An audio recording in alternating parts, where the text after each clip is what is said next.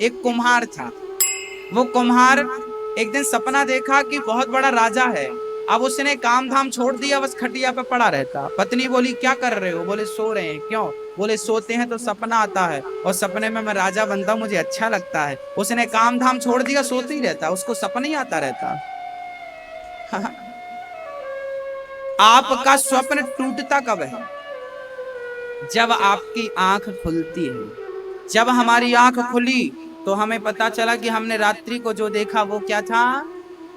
हाँ, सपना। आंख खुली तो पता चला कि रात को जो देखा था वो सपना था। और याद रखना, जिस दिन आंखें सदा सदा के लिए बंद हो जाएंगी ना, उस दिन पता चलेगा कि संसार में ये जो आंख खोल के देखा था ये भी सपना था। ना वो अपना हुआ, ना ये अपना हुआ। ये मेरा बेटा है, ये मेरी पत्नी है, ये मेरा परिवार है, ये भी तो एक प्रकार का सपना ही है। आंख बंद होते ही ये वाला सपना टूट जाएगा। अपना क्या है? अपना क्या है? बोले गोविंद मेरो है, गोपाल मेरो।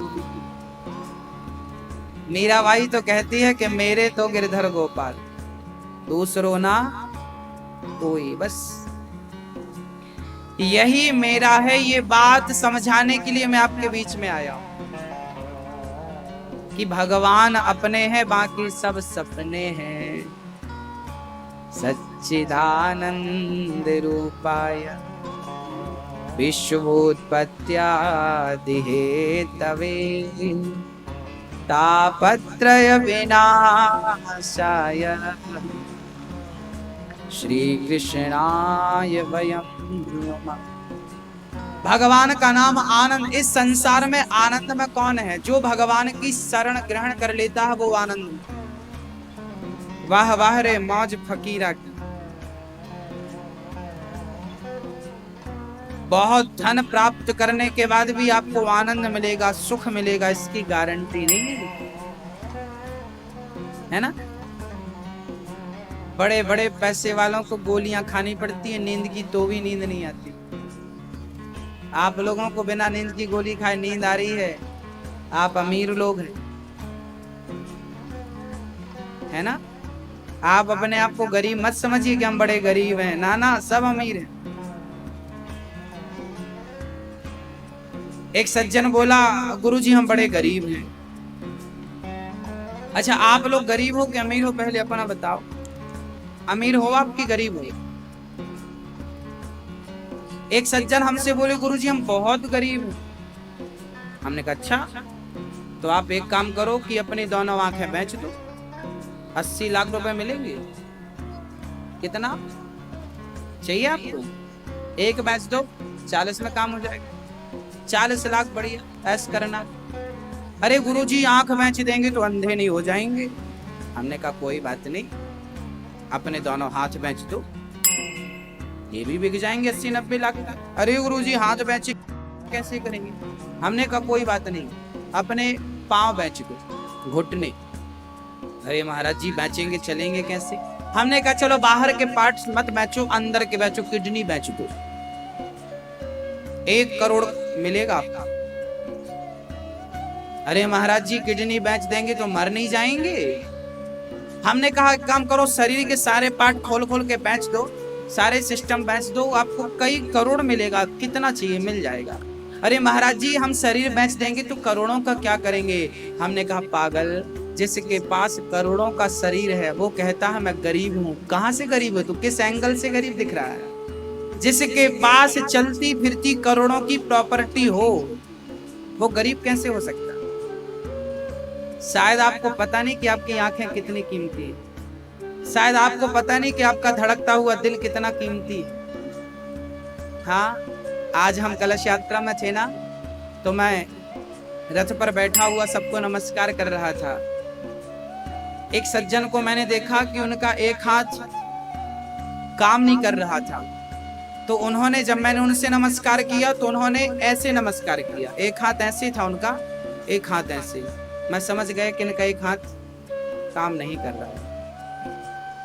जब तक ये हाथ चल रहे हैं जोड़ लीजिए हाथ, कर लीजिए हाथों से सेवा, कर लीजिए भगवान को प्रणाम। नहीं तो एक वक्त वो भी आएगा जब हाथ जोड़ना चाहेंगे पर हाथ जोड़ेंगे नहीं, है ना। ये बहुत कीमती है मेरी माँ। आपके हाथ जुड़ रहे हैं, हाथ उठ रहे हैं, जिनके हाथ काम करने बंद कर दिए, कभी उनसे जाके पूछना कि हाथ की कीमत क्या, इसकी क्या वैल्यू है, वो बताएंगे अच्छे से। जो बैसाखी लेके चलते हैं ना, उनसे पूछना कि पाँव की कीमत क्या होती है, वो बताएंगे कि पाँव का मूल्य क्या होता है। आपके हैं ना, आपको पता नहीं। जिनकी जबान नहीं है, जो बोल नहीं पाते, कभी उनसे पूछना कि ये जबान की कीमत क्या होती है, वो अच्छे से बताएंगे। जो अंधे हैं, कभी उनसे जाके पूछना कि आंखों की कीमत क्या होती है, वो अच्छे से बयां कर पाएंगे। जो सुन पा रहे हैं आप, जो सुन नहीं पा रहे हैं, कभी उनसे पूछना पैरों से कि भाई सुनने की कीमत क्या होती है। भाई आप सुन रहे हैं, देख रहे हैं, खा रहे हैं, आपसे अमीर मुझे लगता है दुनिया में कोई नहीं है। भगवान ने सबको अमीर बना के भेजा था, कागज के टुकड़ों के लिए तुम गरीब बने हो बस। अमीर सबको बनाया था मेरे भगवान ने, कागज के टुकड़ों के लिए गरीब हो गए आप लोग, अपनी अमीरी गवा दी आप लोग। हाँ मैया जी बोलो राधे राधे। सच्चिदानंद रूपाय विश्वोत्पत्त्यादि हेतवे। भगवान क्या करते हैं, विश्व की उत्पत्ति पालन संहार करते। तापत्रय विनाशाय, सारे दुखों का नाश करने की शक्ति किन में है। दैहिक दैविक भौतिक तापा, राम राज्य काहू नहीं व्यापा। 3 प्रकार के दुख सबको परेशान करते हैं। कोई तन दुखी, कोई मन दुखी, कोई धन बिन रहते उदास, और थोड़े थोड़े सब दुखी, सुखी राम के दास। कोई तन से दुखी, कोई मन से दुखी, कोई धन के बिना परेशान। सुखी कौन है, जो भगवान का हो गया, जो भगवान की शरण को ग्रहण कर लिया, वो सबसे सुखी है। हाँ, 3 प्रकार के दुख सबको परेशान करते। एक करोड़पति आदमी क्या खाता है, दाल के पानी में रोटी भिगा भिगा के खाता है। हमने कहा साहब इतने बड़े आदमी हो, खूब चकाचक क्यों नहीं खाते। अरे महाराज जी चकाचक खाएंगे ब्लड प्रेशर हाई हो जाएगा, मर जाएंगे। गरीबों को गरीबी नहीं खाने देती, अमीरों को डॉक्टर नहीं खाने देता, हिसाब बराबर। भगवान कहते हैं कि तुम्हारे पास कितना भी आ जाए धन, पर तुम खा नहीं पाओगे। खाना उतना ही है जितना तुम्हारे भाग्य में है। दाने दाने में लिखा है खाने वाले का।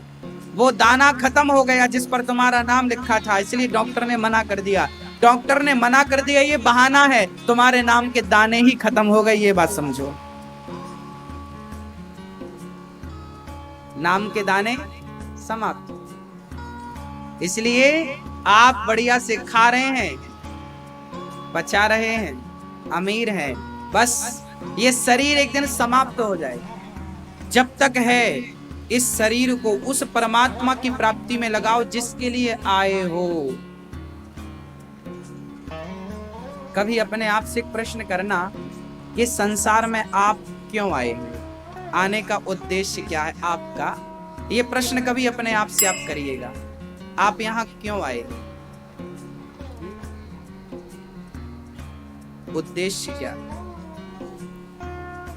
ऐसे श्री भगवान को, राधा सहित श्री कृष्ण को हम भागवत में राधा जी का नाम नहीं लिखा, परंतु श्री का ही राधा अर्थ है। श्री मतलब राधा, है ना।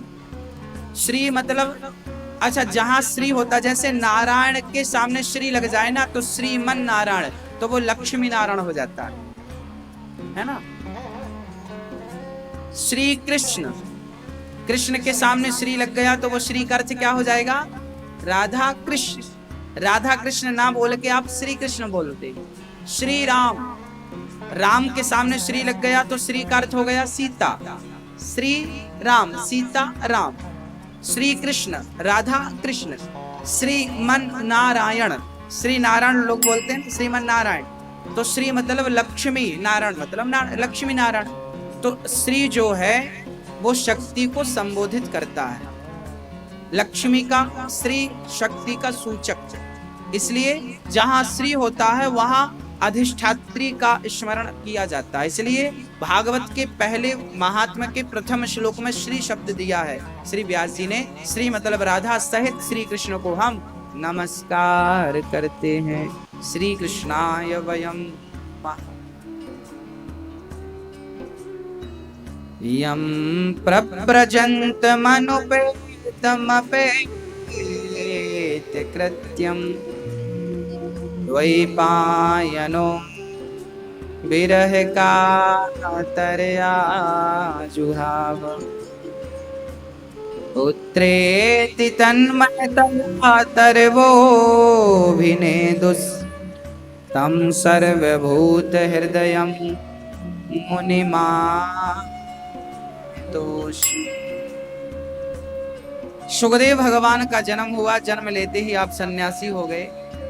अच्छा, सुखदेव जी का जन्म हुआ जब भगवान श्री कृष्ण के कहने से राधा रानी संसार में लीला करने आई, तो उनके पास एक नन्हा सा शुक था, तोता। राधा जी से तोते ने कहा कि माँ आप जा रही हैं संसार में लीला करने, मैं भी आपके संग चलूंगा। राधा जी बोली कि मैं लीला करूंगी तो मुझे वियोग का पालन करना पड़ेगा, मैं वियोग सहूंगी कृष्ण का, आप ये लीला कर नहीं पाएंगे। तोता मचल गया, माँ मुझे ले चलो। तब राधा जी ने कहा कि पहले मैं जाकर लीला करती हूँ, आप बाद में जाकर उसी लीला का गुणगान करना, उस लीला को सब तक पहुंचाना। तो राधा जी जब लीला पूरी करके धराधाम छोड़कर चली गई, तब श्री सुखदेव जी का जन्म हुआ। शुक मतलब तोता। एक तोती ने अंडे दिए, उनमें से एक अंडा सुखदेव जी थे। तोती ने अंडा फोड़ा, छोटा सा नन्हा सा शुक निकला। उसी समय भगवान शंकर माता पार्वती को लेके अमरनाथ के उसी जंगल में चले गए जहां पर वो तोता था। उसी पेड़ की छांव में शंकर जी बैठ गए, आसन लगाकर माता पार्वती समक्ष बैठ गई और शंकर जी कथा सुनाने लगे माता पार्वती। अच्छा, पति पत्नी कैसे होने चाहिए? पति पत्नी को जब समय मिले तो काम की चर्चा ना करते हुए राम की चर्चा करना चाहिए, है ना। पति पत्नी सदगृहस्थ किसे कहते हैं? आप लोग गृहस्थी हैं, मुझे लगता है कि सदगृहस्थी अलग होते हैं, है ना। एक होता है गृहस्थ, एक होता है सदगृहस्थ, एक होती है पत्नी, एक होती है धर्म पत्नी। आप शायद गृहस्थ हैं, सदगृहस्थ कौन? सदगृहस्थ उसे कहते हैं जो पति पत्नी, वैसे आप लोग भी यहाँ बैठे हैं तो सदगृहस्थी होंगे, जो पति पत्नी समय मिलता है तो दोनों लोग बैठ करके भगवान की चर्चा करते हैं, साथ में बैठते हैं, भगवान को याद करते हैं। कभी पत्नी भगवान के बारे में कुछ सुनाती है तो कभी पति कुछ सुनाता है।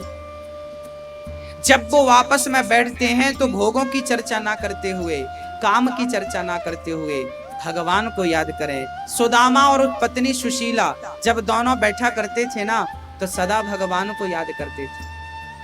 सुदामा जब भी अपनी पत्नी के साथ बैठा करते तो वो कृष्ण की बात ही किया करते थे। हमारे कृष्ण कितने अच्छे, कितने दयालु हैं, उनकी ये लीला, उनकी वो लीला, सारी लीला सुदामा जी सुनाया करते थे। और धन्य है सुशीला, आपका पति भगवान के बारे में सुनाए तो आप बोर हो जाएंगे, कैसा पति मिला।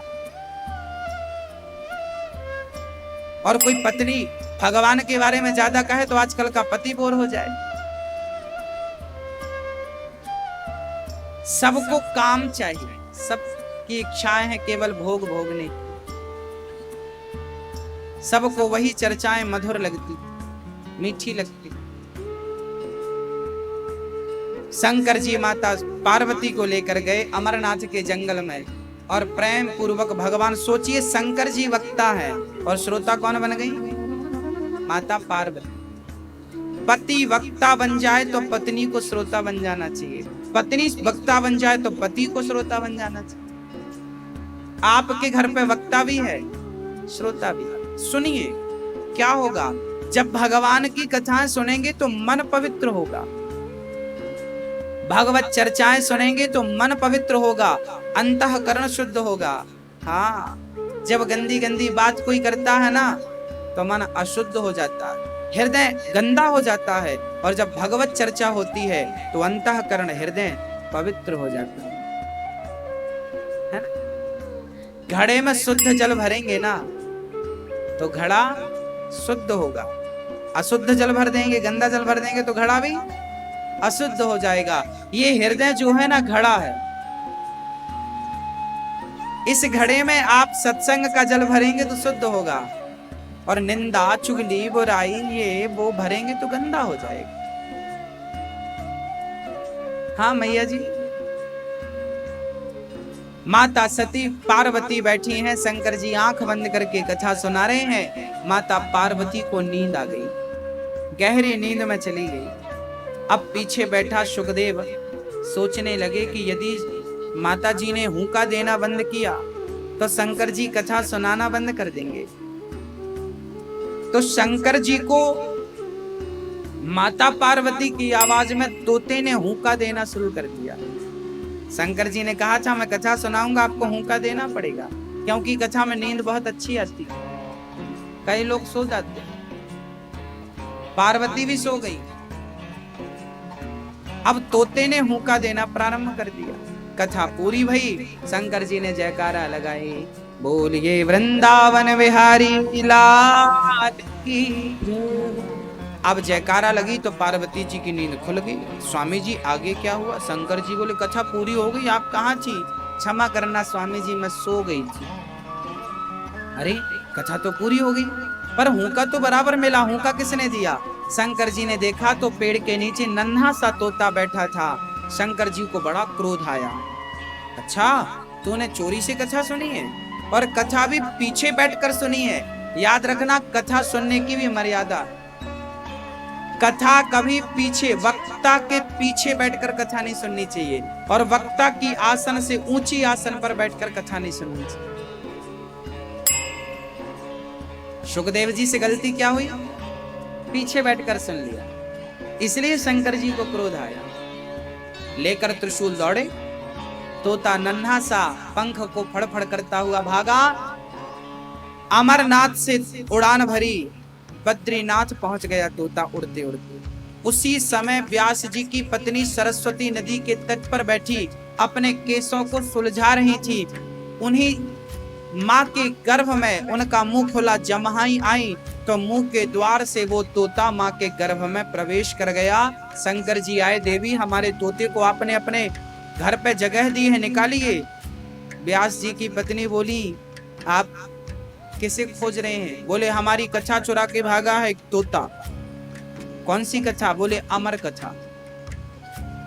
देवी ने कहा कि जब उसने अमर कथा सुन ही लिया तो फिर वो मरेगा कैसे? आपने तो कथा सुना के उसे अमर कर दिया, क्योंकि अमर कथा है। मरेगा कैसे? और मार दोगे तो कथा की महिमा समाप्त नहीं हो जाएगी। अब शंकर जी कैलाश चले गए। सच्चाई यह थी कि कथा उस तोते को ही सुनवानी थी, पार्वती को तो निमित्त बनाया भगवान शंकर ने। शंकर जी चले गए। अब वो तोता माँ के गर्भ में 12 वर्ष से पड़ा, भगवान का नाम जप रहा, भगवान का चिंतन कर रहा है। और भगवान की कथा सुन के गर्भ में गया था, तो भगवान का चिंतन करते करते 12 वर्ष बाद जब भगवान के कहने से सुखदेव जी बाहर आए तो भगवान की, उनकी शक्ल कैसी थी? भगवान जैसी थी। सुखदेव जी जब बाहर आए तो इतने सुंदर बनकर आए कि साक्षात भगवान नारायण आ गए, इतने सुंदर। कहते हैं जिसका चिंतन करो शक्ल वैसी हो जाती है। मैया जी, आप लोग क्रीम पाउडर पे ज्यादा यकीन करती हैं।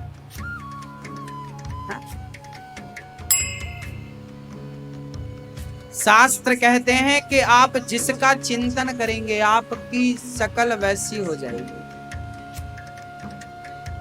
हाँ, राधा जी जब छोटी थी तब गोरी थी,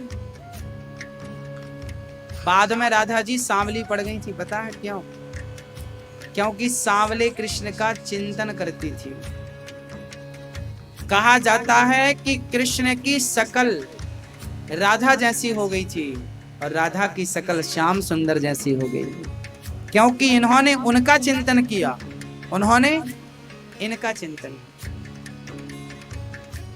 कई बार तो गोपियां ग्वाल वाल कंफ्यूज हो जाते थे कि ये कृष्ण कौन है और राधा कौन। राधा कृष्ण जैसी दिखने लगी थी।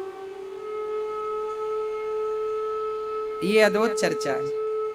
आप राम का चिंतन करेंगे, आप राम जैसे, सीता का चिंतन सीता जैसे। जैसा चिंतन होता है वैसा स्वरूप हो जाता, वैसा स्वभाव भी हो जाता। इसलिए अपने घर पे हॉल में भगवान का चित्र लगाना चाहिए। कई लोगों ने अपने घर में हीरो हीरोइन को लगा रखा है ना, आप लोगों ने भी लगा रखे हीरो हीरोइन। ये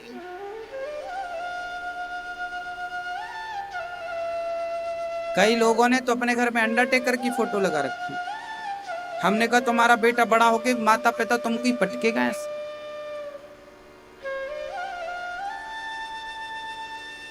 घर पे राम का चित्र होना चाहिए, तो राम के संस्कार आपको और आपके बच्चों को प्राप्त होंगे।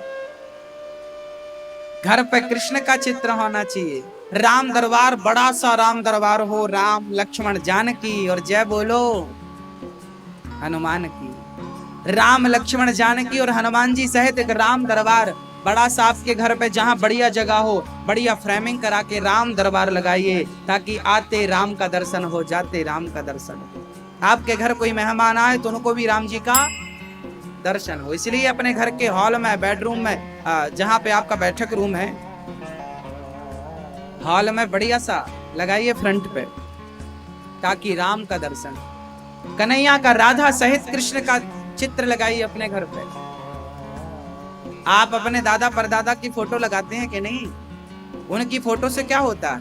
उनकी छवि सामने रहती है और उनका स्मरण बना रहता है कि हमारे दादाजी थे, ये हमारी दादी जी थी। जैसे तस्वीर से हमारे दादा दादी का स्मरण बना रहता है, ऐसे भगवान के चित्र से भगवान का स्मरण बना रहता है। इसलिए उनका चित्र लगाना जरूरी है अपने घर पे। फालतू के चित्र क्यों लगाएं? किसी और का चित्र क्यों लगाएं? राम जी का लगाइए।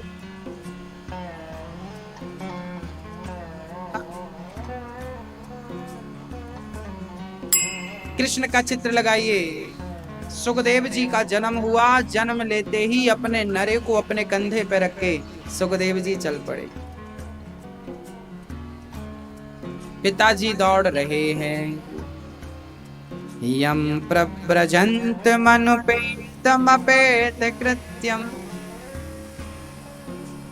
द्वैपायनो विरह कातर आजुहाव।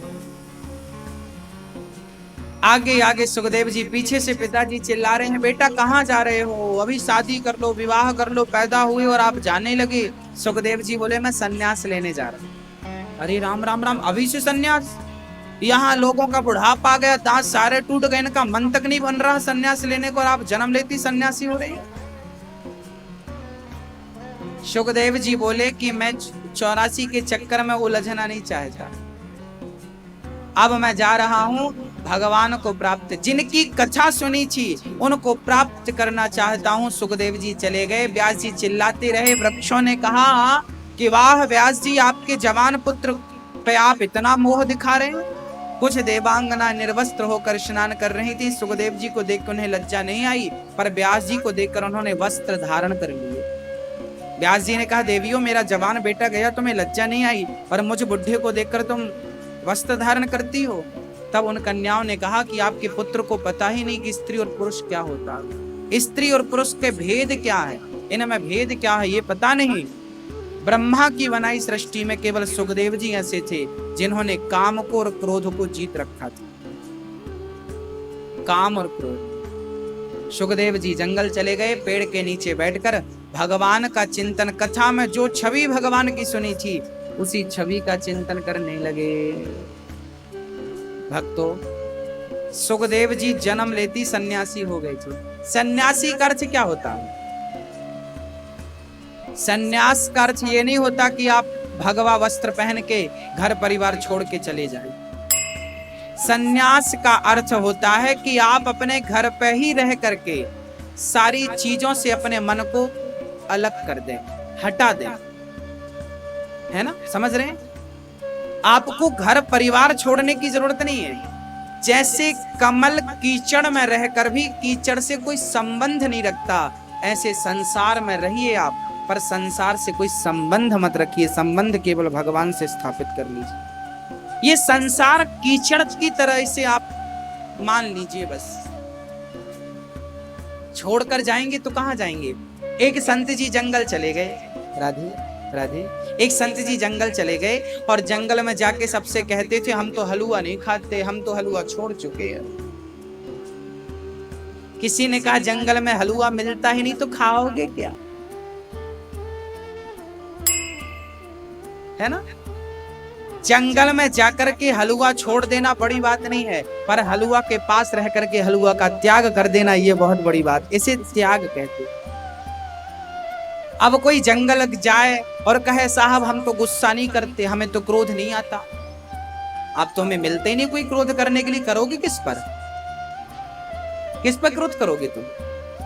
ये संसार में रह करके आप अपने क्रोध पर विजय प्राप्त करके दिखाएं तो जाने कि आप त्यागी हैं। भक्तों, भगवान को पाने के लिए भी घर नहीं छोड़ना आपको, और सन्यास लेने के लिए भी घर नहीं छोड़ना। घर में रहकर ही भगवान को पाया जा सकता है। बताइए, दशरथ जी क्या भगवान को पाने के लिए जंगल गए? हाँ या ना? बोलो मेरी माँ। क्या कौशल्या जी को घर छोड़ना पड़ा राम को पाने के लिए? अरे सदगृहस्थ जिस दिन बन जाओगे तो बेटा बनकर भगवान तुम्हारे घर प्रकट हो जाएगा।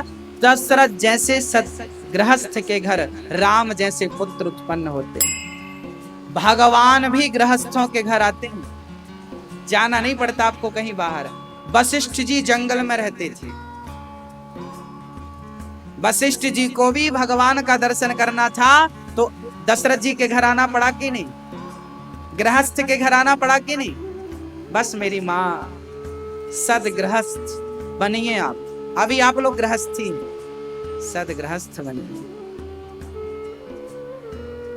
भगवान को पाने के लिए ना तो घर छोड़ने की जरूरत है, ना तो पत्नी छोड़ने की जरूरत है, ना तो परिवार छोड़ने की जरूरत है, ना बिजनेस छोड़ने की जरूरत है, ना तो किसानी छोड़ने की जरूरत है। छोड़ना कुछ नहीं है, जहां है वही रहिए। काम जो कर रहे हैं वही काम करिए, बस वो काम अपने लिए ना करके भगवान के लिए करना शुरू कर दीजिए। भाव ये रहे कि ये काम मेरा नहीं, ये काम ईश्वर का। मैं भगवान का नौकर बन जाऊं, भगवान का चाकर बन जाऊं। बस गलती तब हो जाती है जब हम मालिक बनकर बैठ जाते है ना मैया जी? हाँ। सुखदेव जी महाराज जंगल गए हैं और व्यास जी ने भागवत का एक श्लोक अपने शिष्यों को रटाया। कहा, जाओ सुखदेव जी के सामने गाना। चेलों ने जाकर सुखदेव जी को बढ़िया सा भजन सुनाया। भगवान कितने सुंदर हैं। जब सुखदेव जी ने सुना कि भगवान इतने सुंदर हैं कि उनके कानों पर कनेर का फूल, मुकुट पर मोर का पंख, बताइए भगवान जैसा सुंदर कोई होगा?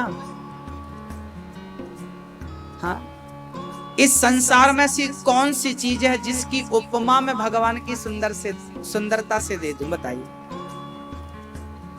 कहा जाता है कि संसार में सबसे सुंदर कमल है।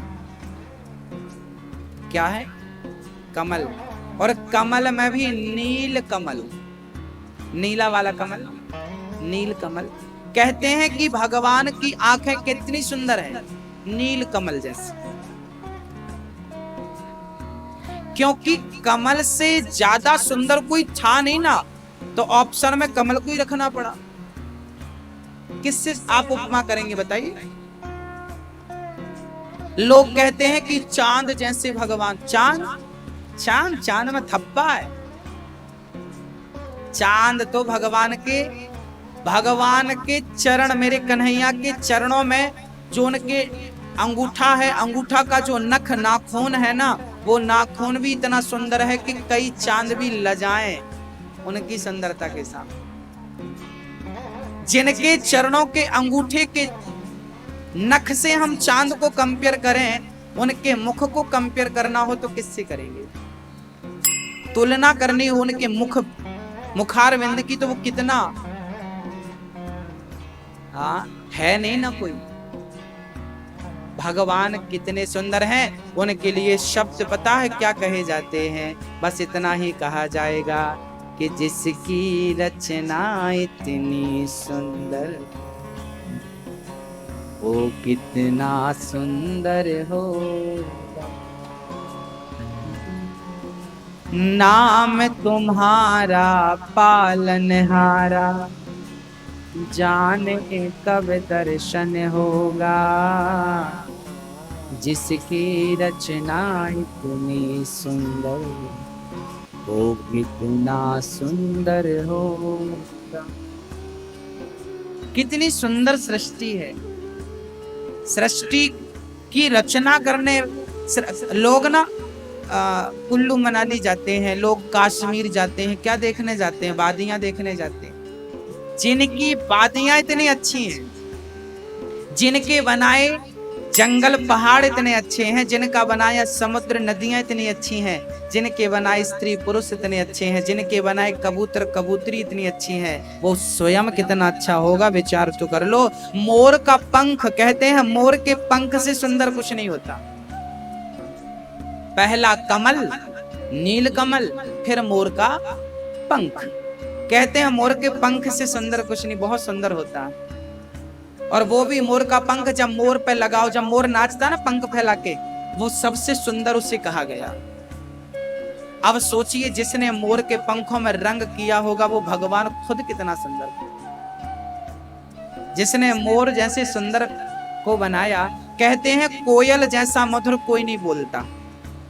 आवाज किसकी अच्छी है? बोलो मेरी माँ। कोयल की आवाज इतनी अच्छी है कि बोलती है तो सुनते जाओ सुनते जाओ सुनते जाओ। जिसने कोयल को आवाज दी है, उसकी आवाज कितनी सुंदर होगी ये तो सोचिए। जिसने मोर को सुंदर बनाया है, वो कितना सुंदर होगा। कहाँ है? किससे हम उपमा दें, किससे कंपेयर करें? बस भगवान श्री व्यास जी महाराज ने सुखदेव जी को भगवान की करुणा का वर्णन सुनाया। अहो वकीयम स्तन कालकूटम। बताइए भगवान कितने सुंदर हैं। सुंदर तो हैं, उनकी सुंदरता का तो मैंने बताया।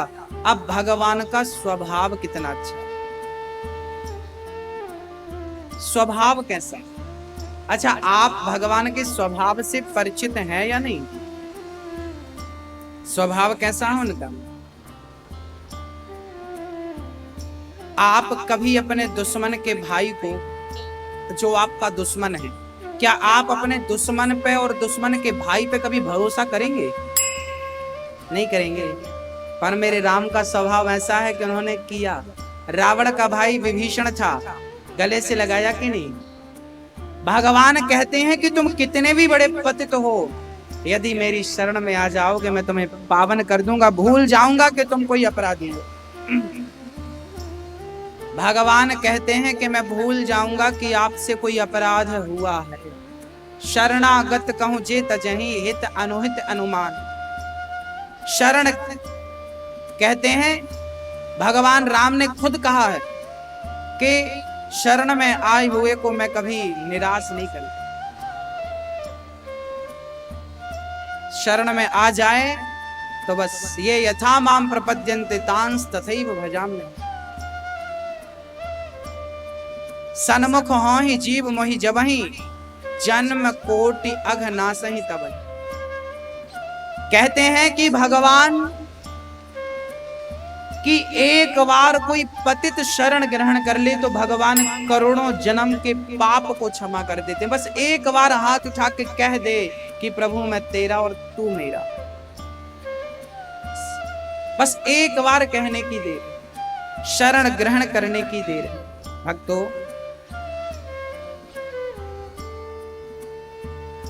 भगवान पूतना को जहर के बदले क्या दिया? भगवान पूतना जहर पिलाने आई, क्या दिया भगवान ने? जहर पीकर पूतना को तार दिया। कौन सी गति? अहो वकीयम स्तन कालकूटम। जो गति भगवान कृष्ण ने माँ यशोदा को देनी है, जो गति भगवान ने माँ कौशल्या को देनी है, वही गति भगवान ने पूतना को। और तो सब ठीक है, राम ने अपने पिता दशरथ जी को जहां भेजा था ना, रावण को मारने के बाद वहीं भेजा। हाँ? बताइए किसका स्वभाव इतना अच्छा होगा? जटायु जात का पक्षी था, मांसाहारी। उस पक्षी पर, उस मांसाहारी पर मेरे भगवान ने कृपा की कि नहीं?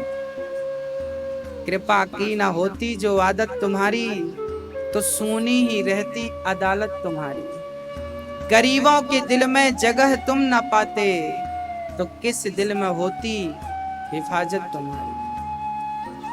क्या बताएं भक्तों, हमारे कन्हैया, हमारे भगवान इतने मधुर हैं स्वभाव के कि पतित से पतित चला जाए पावन। अजामिल जैसे पतित ने एक नाम ही तो लिया था मरते समय, क्या भगवान ने पावन नहीं किया? अजामिल पर कृपा करी। हाथी का पांव मगर ने पकड़ लिया था, सरोवर में डूब रहा था हाथी। गजेंद्र आखिरी टाइम भगवान को पुकारा तो गजेंद्र का उद्धार किया कि नहीं? गजेंद्र को तारा, अजामिल को तारा। शबरी के घर जाकर बेर खाकर तारा। हाँ, जटायु को तारा, पूतना को तारा, रावण को तारा, कंस जैसे पतित को तारा, जो दिन रात सोते से जागते से सोते तक जो भगवान को गाली देता था। कंस और रावण, इन दोनों को भगवान ने गति कौन सी दी? जो पिता वसुदेव जी और पिता दशरथ जी को दिया, वही गति। न जाने कौन से गुण पर दया निधि रीझ जाती। यही सदग्रंथ कहते हैं, यही हरिभक्त गाते हैं। हमें ज्यादा कुछ तो पता नहीं, बस इतना पता है कि हम पतितों पर भी भगवान कृपा करने को तैयार हैं। बस एक बार उनकी शरण ग्रहण कर लीजिए, एक बार कह दीजिए कि प्रभु मैं तेरा और तू मेरा। बस एक बार सरल बन के चले तो जाइए शरण में। देखिए भक्तों, सुखदेव जी ने जब भगवान की करुणा सुनी तो दौड़े दौड़े आए और अपने पिता से, व्यास जी से भागवत का स्वाध्याय किया। और वही सुखदेव जी ने राजा परीक्षित को भागवत सुनाई तो वही सुखदेव जी ने परीक्षित को भागवत सुनाई। 7 दिन में परीक्षित का उद्धार भागवत से हो गया। जब भागवत सुनेंगे ना तो मन शुद्ध हो जाएगा, मन मंदिर में भगवान आकर बैठ जाएंगे, तो उद्धार तो होना ही है। आइए चलते हैं नैमिषारण्य। बोलिए सुखदेव भगवान की। नैमिषारण्य में 88,000 संत थे। उन्हीं संतों के बीच में श्री सूत जी का आगमन हुआ। सभी संतों ने खड़े होकर सूत जी का अभिवादन किया, स्वागत किया, वंदन किया। सारे संत खड़े हो गए। सूत जी से कहा कि आप कथा सुनाइए। सूत जी ने कहा आप लोग पूछ रहे हैं तो मैं सुनाता हूँ। कौन सी कथा सुनाऊं? तब शौनक आदि ने कहा हमें ऐसी कथा सुना दीजिए कि हमारी भक्ति बढ़े, ज्ञान बढ़े, वैराग्य बढ़ जाए। कथा क्या बढ़ाती है मेरी माँ? मैया जी, ओ मैया, कथा क्या बढ़ाती है? ज्ञान। केवल ज्ञान ना, भक्ति। केवल भक्ति ना, वैराग्य। भक्ति महारानी के 2 बेटे, क्या नाम है बेटों का? ज्ञान और वैराग्य। ये भक्ति के पुत्र हैं। इसलिए भक्ति होना जरूरी है, पर ज्ञान भी होना जरूरी है, वैराग्य भी होना जरूरी है। भक्ति, ज्ञान, वैराग्य। सौनक जी ने कहा हमें ऐसी कथा सुनाओ कि भक्ति ज्ञान वैराग्य तीनों पुष्ट हो जाए। अब तीनों पुष्ट हो उसके लिए क्या करना पड़ेगा? बोले भागवत की कथा सुन लो, भक्ति भी बढ़ जाएगी, ज्ञान भी बढ़ जाएगा, वैराग्य भी हो जाएगा। आपसे बोल रहा हूं, ये दास अनिरुद्ध आपसे कह रहा है कि आप भागवत सुनने के बाद अपने आप को परिवर्तित महसूस करेंगे। 7 दिन बाद अपने आप को बदला हुआ महसूस करेंगे, आपकी दिनचर्या जीवन शैली बदल जाएगी। कथा परिवर्तित करती है। सौनक जी ने एक बहुत बढ़िया बात कह दी, हमें ऐसी कथा सुनाओ कि भगवान की प्राप्ति हो जाए। कृष्ण प्राप्ति करम शाश्वत साधनम तत्वदाधुनम। ऐसी कथा सुनाइए कि भक्ति ज्ञान वैराग्य के साथ क्या प्राप्त हो जाए? क्या प्राप्त हो जाए? गोविंद प्राप्त हो जाए। अच्छा, हमारी भक्ति कब सफल है? जब भगवान मिल जाए। हमारा ज्ञान कब सफल है? जब बिना भगवान के ना ज्ञान सफल है, ना भक्ति सफल है, ना वैराग्य सफल है। ये तीनों भगवान की प्राप्ति के लिए होते हैं। और इन तीनों को पाकर उद्धव जी ज्ञानी तो थे, पर ज्ञान का अहंकार आ जाने के कारण उद्धव जी को भगवान ने अपने से दूर कर दिया। जाओ गोपियों के पास पहले प्रेम की शिक्षा लेकर आओ, तब तुम मेरे योग्य बनोगे। किसी को अनायास ज्ञान मिल भी जाए, पर वो ज्ञान ईश्वर की प्राप्ति ना कराए तो उस ज्ञान का कोई अर्थ नहीं। भक्ति मिल जाए और भक्ति आपको भगवान की प्राप्ति ना कराए तो उस भक्ति का भी कोई अर्थ नहीं। वैराग्य हो जाए, बड़े बड़े बाबा जोगी जंगल में जाके ध्यान मग्न है, वैराग्य हो गया, पर वैराग्य होने के बाद भी उन्होंने ईश्वर को नहीं पाया, वो वैराग्य व्यर्थ है। इसलिए सौनक जी ने कह दिया कि कृष्ण प्राप्ति करम, हमें भक्ति ज्ञान वैराग्य तो चाहिए, पर इनके साथ कृष्ण चाहिए, क्योंकि इन तीनों को तब सफलता मिलेगी जब कृष्ण प्राप्त। सौनक जी ने कहा सूत जी ने कहा सौनक जी आपने बड़ा उत्तम प्रश्न किया। अब मैं आपको कथा नहीं, कथा का सार सुनाता हूं। सारम सारम समुद्रतम। क्योंकि कथा सुनाऊंगा तो टाइम लग जाएगा और समय केवल 7 दिन का है, इसलिए कथा का सार सुनाना है। सूत जी ने सार सुनाया। एक बार इस भागवत को सुखदेव जी राजा परीक्षित को सुना रहे थे। गंगा का किनारा था और सुंदर सा तट था। कौन सा तट था? गंगा का तट। शुकताल कथा चल रही थी। उस कथा को श्रवण करने दूर दूर से लोग आए थे। तभी देवराज इंद्र अमृत का कलश लेकर आ गए। अमृत लाकर सुखदेव जी के चरणों में इंद्र ने रखा और कहा कि सुखदेव जी, राजा परीक्षित को 7 दिन में मरने का श्राप लगा है, तो अमृत आप राजा परीक्षित को पिला दो, और ये कथा अमृत जो है कथा, ये हमें सुना दो, हमें पिला दो कथा अमृत। सुखदेव जी ने कहा कहाँ कांच का टुकड़ा और कहाँ मणि। स्वर्ग के अमृत को सुखदेव जी ने कांच का टुकड़ा कहा और कथा को मणि कहा। क्यों? अच्छा, स्वर्ग का अमृत क्या करता है जानती हो मेरी माँ? अमर करता। आपको अमर होना है। अच्छा, अमृत कोई पी लेता है ना तो क्या होता है कि वो अमर तो हो जाता है, परंतु बुढ़ा हो जाता है। आंख पांव हाथ पांव कुछ भी काम नहीं करते, आंख भी। अब जैसे भोपाल में कोई बहुत बूढ़ा आदमी लाठी लेके चल रहा है, इन बूढ़े को अमृत कोई पिलाए, कहे कि तुम सदा ऐसे ही रहो, अमृत पी लोगे, मरोगे नहीं, ऐसी लाठी टेक के चलते रहोगे, तो बताओ ऐसे अमर होना किसी को? ये अमर तो अभिशाप बन जाएगा। स्वर्ग का जो अमृत है, अमृत कोई पी ले तो अमृत पीने के बाद भी उन्हें मरना ही पड़ता है। जैसे हमारी 100 साल की उम्र है, इंद्र की भी 100 साल की उम्र होती है। फर्क इतना होता है कि हमारा 1 साल और इंद्र का, देवलोक का 1 दिन। हमारा 1 साल जितना बड़ा होता है, उनके लिए 1 साल 1 दिन के बराबर है। 2 पक्ष होते हैं ना, शुक्ल पक्ष कृष्ण पक्ष, 2 आयन होते हैं, उत्तरायण और दक्षिणायन।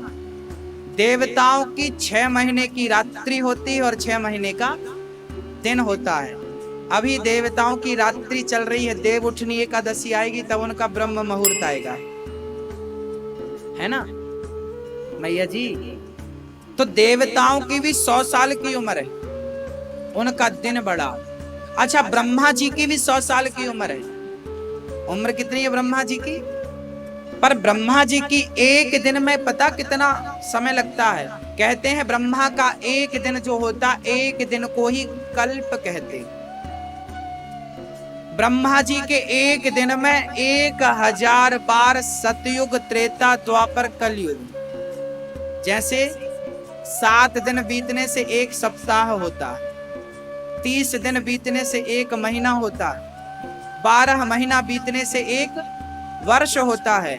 ऐसे ही जब 1000 बार सतयुग, त्रेता युग, द्वापर युग, कलयुग, जब ये 1000 बार बीत जाए तब ब्रह्मा का एक दिन होता।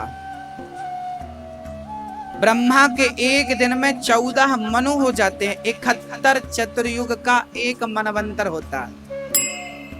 ये वैवस्वत मनवंतर चल रहा।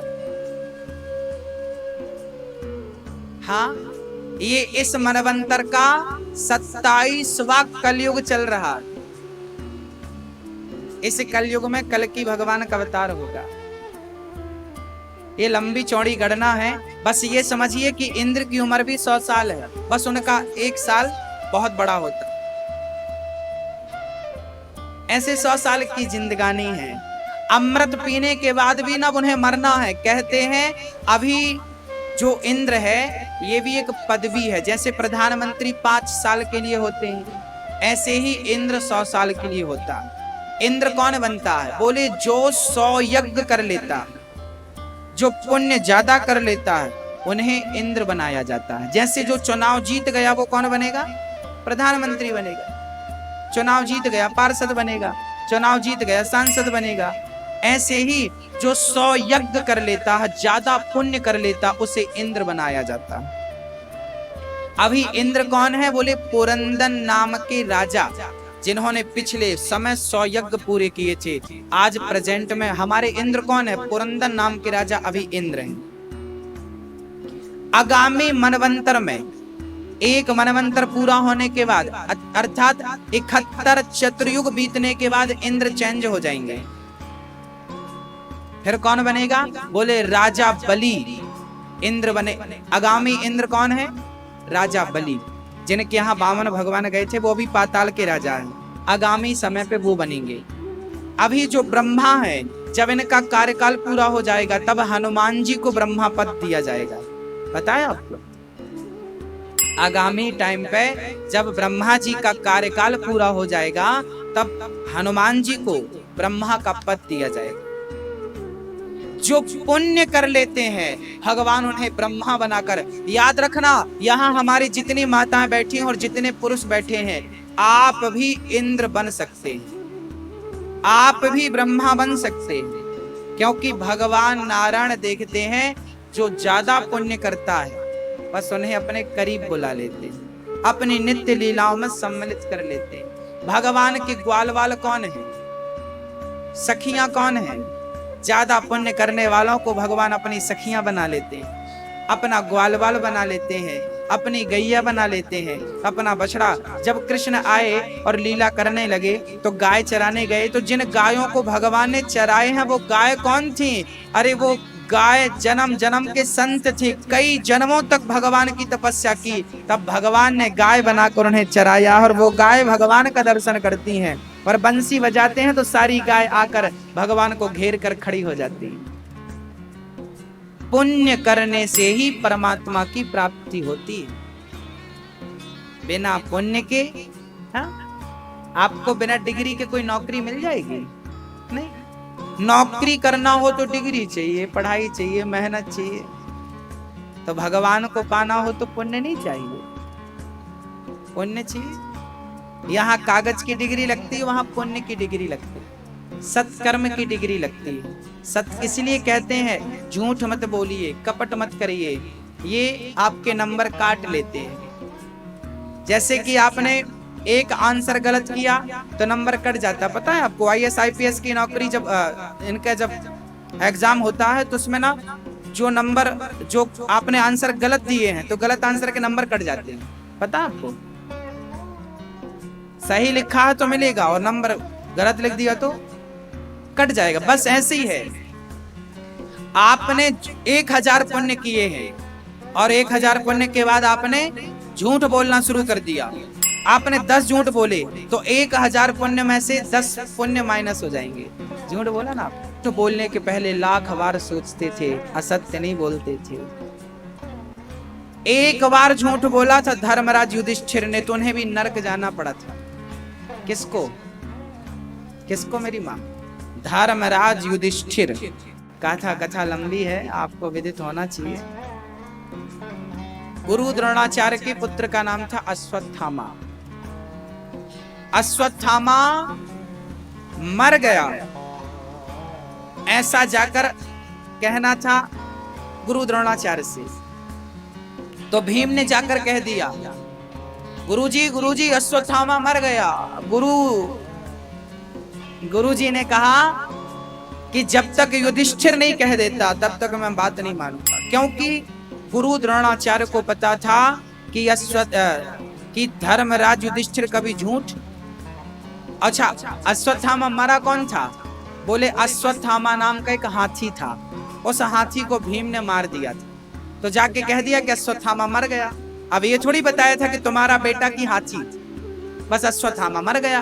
अब भीम को जब युधिष्ठिर को बोला गया कि आप जाके बोलो, युधिष्ठिर जी को लगा कि मैं ये तो झूठ हो जाएगा। भगवान ने कहा कि जाओ बोल दो कि अश्वत्थामा मारा गया। अब युधिष्ठिर जी ने जाके बोल दिया। पहले तो सकुचाए, मैं कैसे बोलूं कन्हैया, मैं कैसे, झूठ है ये। भगवान बोले झूठ कहां, सचमुच तो मारा गया अश्वत्थामा। आपको ये थोड़ी कहना है कि तुम्हारा बेटा।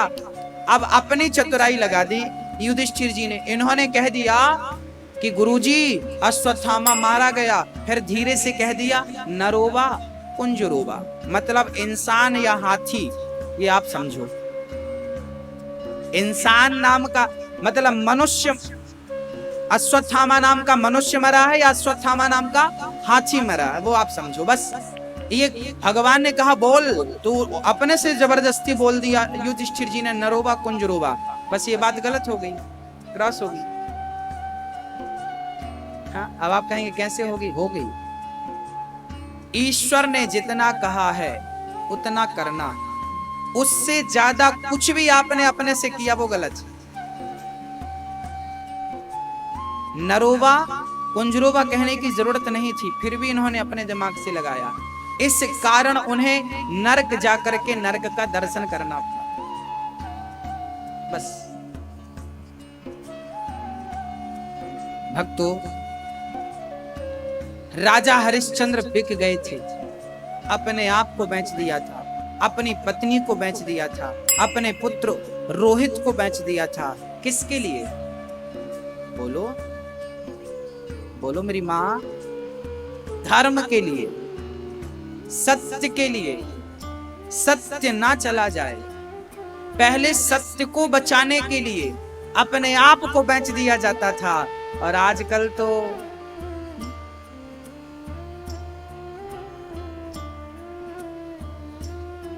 है ही नहीं। भक्तों, दुनिया क्या करती है हमने ठेका नहीं लिया दुनिया का। आप झूठ बोलते हैं, बोलते रहिए। आप गलत करते हैं, करते रहिए। हम क्यों करें? आप लोग ये दलीलें दिया करते हैं गुरुजी सब तो झूठ बोल रहे हैं, तो सब चूल्हे में जाएंगे तो आप भी जाएंगे, सब कुएं में गिरेंगे आप भी गिरेंगे। सबका मत ठेका लीजिए ना, आप अपना ठेका लीजिए। आप अपने आप को बदलिए, आप सत्य के मार्ग पर चलिए। दुनिया कहां जा रही है जाने दीजिए। राम के जमाने में भी सब सत्यवादी तो नहीं हो गए ना। राम सत्यवादी हो गए तो आज गली गली पूजते हैं, गली गली आरती उतरती है। उस राम के जमाने में ही रावण भी तो था, बताइए। तो राम के जमाने में भी रावण जैसे लोग थे, तो आज भी रावण जैसे लोग हैं। आप रावण जैसे लोगों को मिटा नहीं सकते। कृष्ण के जमाने में भी कंस जैसे दुष्ट थे, शिशुपाल जैसे दुष्ट थे। तो आप जमाने का ठेका नहीं ले सकते कि जमाना ऐसा है। आप अपने बारे में सोचिए, आप सही मार्ग पर चलिए। दुनिया क्या कर रही है करने दीजिए, बस आप अपना देखिए। आप सच्चाई का मार्ग पहले स्वीकार करिए, सच के मार्ग पर, पथ पर आप चलिए, अपने बच्चों को चलाइए। फिर ये दुनिया तो चलेगी चलेगी, नहीं चले तो चूल्हे में जाए। ये कर्म भूमि है मेरी माँ, यहाँ जो जैसा करेगा, यहाँ माँ का किया हुआ माँ को मिलेगा, पिता का किया हुआ पिता को मिलेगा, पुत्र का किया हुआ पुत्र को मिलेगा। पुत्र का किया माँ बाप को नहीं मिल सकता और माँ बाप का किया पुत्र को नहीं मिल सकता। जैसी करनी वैसी भरनी, जो करेगा वही भरेगा। जिसके पांव में कांटा चुभेगा दर्द उसी को होगा। बच्चे के पांव में चुभा है तो बच्चे के पांव में दर्द होगा, माँ के पांव में नहीं हो सकता। और माँ के पांव में चुभा है तो बच्चे के पांव में नहीं हो सकता। ये कर्म भूमि है, ये संसार। यहाँ जैसी करनी है वैसी, इसलिए बच के चलना रे बाबा, सबका हिसाब ईश्वर नोट कर। हाँ मेरी माँ, श्री इंद्र आए, अमृत सुखदेव जी ने कहा हम आपको नहीं पिलाएंगे। कथामृत सुखदेव जी ने राजा परीक्षित को कथा सुनाई और इंद्र का अमृत भी नहीं लिया। इंद्र 7 दिन की कथा सुनकर सुखदेव जी ने राजा परीक्षित का कल्याण किया।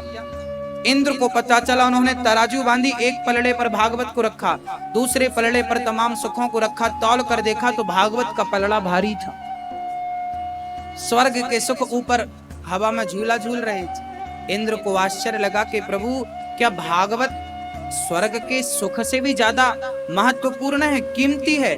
तब भागवत से भगवान प्रकट हो गए। इंद्र, भागवत और मैं अलग अलग नहीं हूँ, भगवान ही भागवत है और भागवत ही भगवान। प्रत्यक्षः कृष्ण एव ही। इंद्र का अहंकार चकनाचूर हो गया कि मैं कुछ था। ये अहंकार लिए बैठे थे श्री देवराज, मैं कुछ नहीं। ये भागवत बड़े बड़े ज्ञानियों ने सुनी। एक बार इस कथा को देवर्षि नारद जी ने सुनी थी। नारद जी, हाँ, एक बार नारद जी पृथ्वी का तीर्थों का भ्रमण करने आए। पुष्करम च प्रयागम च काशीम गोदावरीम गति। पुष्कर, एक बार नारद जी शांति पाने के लिए समस्त तीर्थों में गए, पर शांति नहीं मिली। कहां कहां गए? पुष्कर, प्रयाग, काशी, गोदावरी, हरे क्षेत्र, कुरुक्षेत्र, सारे तीर्थों में गए, पर ना पश्यम पुत्र में शर्मा मना संतोषी कार्यक्रम, शांति नहीं मिली। तब नारद जी गृहस्थों के घर आए, यहां भी शांति नहीं, आपके घर आ गए। मैया जी, आपके घर में शांति है कि नहीं? हाँ बोलो मेरी माँ, शांति है? माँ कहती है, गुरुजी बेटा सुनता नहीं। हमारी तो सास भी नहीं सुनती, हमारी तो बहू भी नहीं सुनती, हमारी तो जेठानी अच्छी नहीं है ना? घर में कलह चलता है, महाभारत। आपके घर में 4 सदस्य हैं, 5 सदस्य हैं, 8 सदस्य। ये 8 लोग 8 प्रकार की बात करते। पति पत्नी में खटापटी बनी रहती, इन दोनों के विचार मिल नहीं पाते। भाई भाई के विचार नहीं मिल रहे हैं आजकल। वो कैसे भाई थे, चारों भाइयों के विचार मिलते थे, राम लक्ष्मण भरत शत्रुघ्न, चारों के विचार मिलते थे, चारों के विचार मिलते थे। इसलिए वो आज भगवान है, उनकी हम लोग पूजा करते हैं। और आप लोगों के विचार नहीं मिलते, इसलिए घर नरक बना रखा, इसलिए वो भगवान हो गए। हाँ, पति का विचार पत्नी से मिले, पत्नी का विचार पति से मिले, छोटे भाई का विचार बड़े भाई से मिले, बड़े भाई का विचार छोटे भाई से मिले, तब घर घर नहीं रह जाता, तब घर स्वर्ग बन जाता है। और जिस घर में छोटा भाई अलग, बड़ा भाई अलग, ये आदमी अलग, वो अलग, सास अलग, बहू अलग, जेठानी है, वो घर घर क्या है? नर्क क्या है? आप आलीशान बंगला बना लो पर आपके घर में परस्पर प्रेम नहीं है तो वो घर नर्क बन जाएगा। और आपके घर में परस्पर प्रेम है और आप घास की झोपड़ी में रहते हैं तो वो भी महलों से कम नहीं है, वो महल। जहां सुमति तहां संपत्ति नाना, जहां कुमति तहां विपत्ति निदाना। रामचरितमानस कितनी बढ़िया दृष्टि देती है। हम गृहस्थों को रामचरितमानस पढ़नी चाहिए और उसी के आधार पे हमें अपना जीवन ले जाना चाहिए। आज आप लोगों की जीवन में इतना ज्यादा कष्ट क्यों है, इतनी परेशानी क्यों है?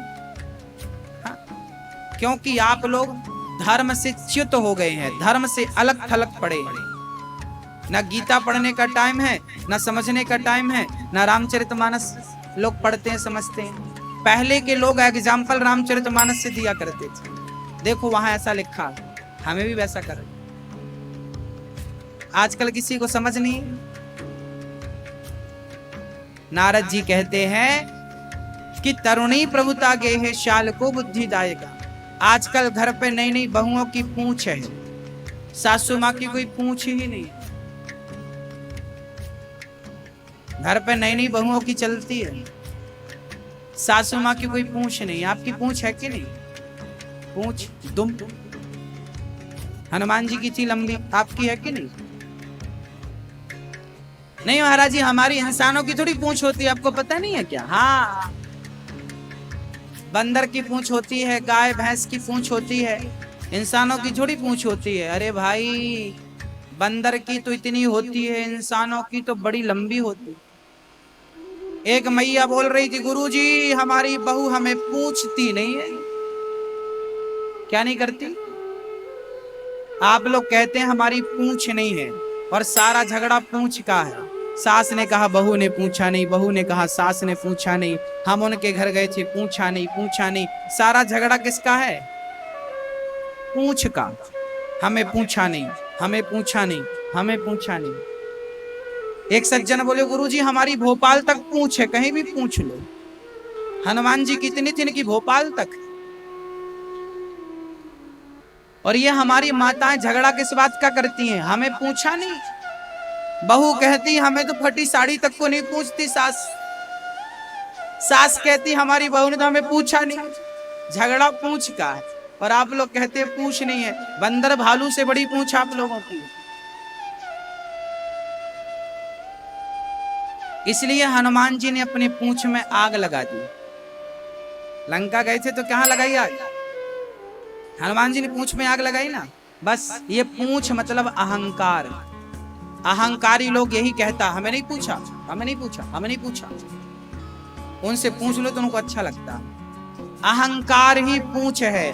हनुमान जी को लगा कि मैंने लंका में आग लगाई है, कहीं मुझे अहंकार ना आ जाए, इसलिए हनुमान जी ने अपने अहंकार की पूंछ में आग लगा दिया। हाँ, लगा दी कि हमें अहंकार हो ही ना कि हमने सीता माता का पता लगाया और समुद्र को छलांग लगा के कहीं इन चीजों का हमें अहंकार ना हो।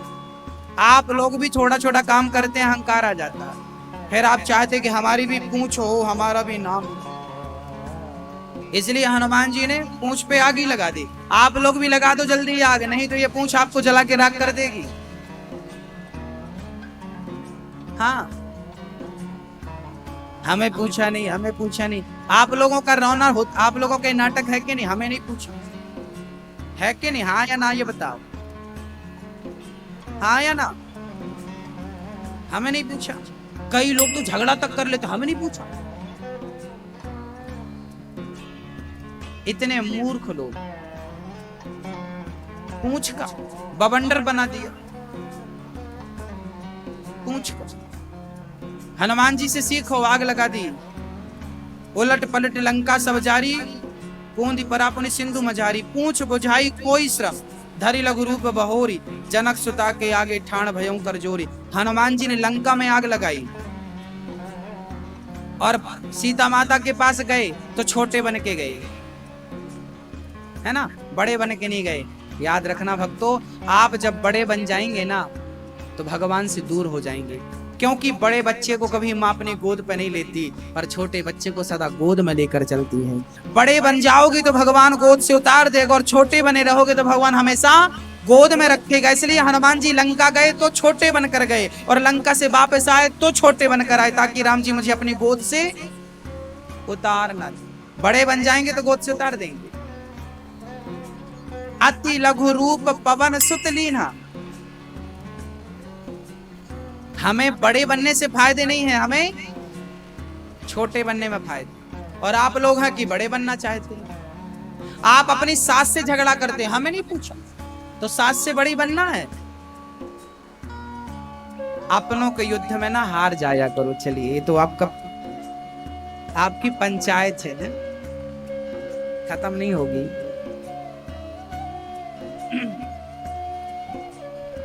नारद जी कहते हैं, गृहस्थों के घर शांति नहीं, तीर्थों में शांति नहीं, सन्यासियों साधुओं के घर शांति नहीं। तब नारद जी वृंदावन आए और वहां पर एक 16 साल की कन्या उदास बैठी थी। एक बुढ़ा यहाँ सो रहा था, एक बुढ़ा यहाँ।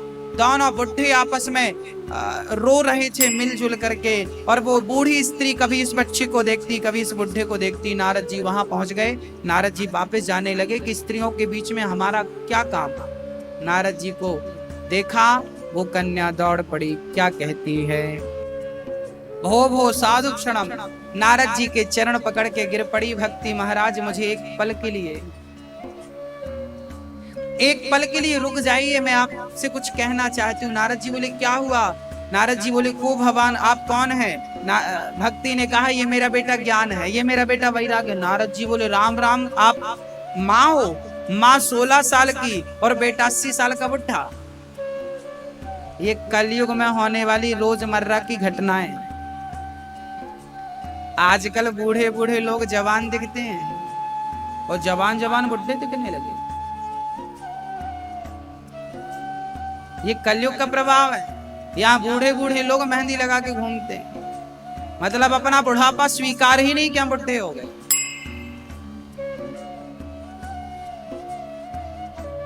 हाँ, और जवान जवान चश्मा लगाए घूम रहे, ये बुढ़े हो रहे।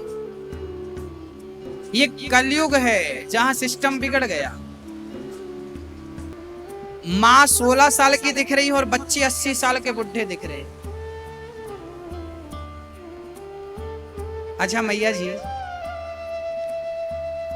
एक नगर में लगी आग, सब गए भाग, बस 2 लोग बचे थे मरने के लिए।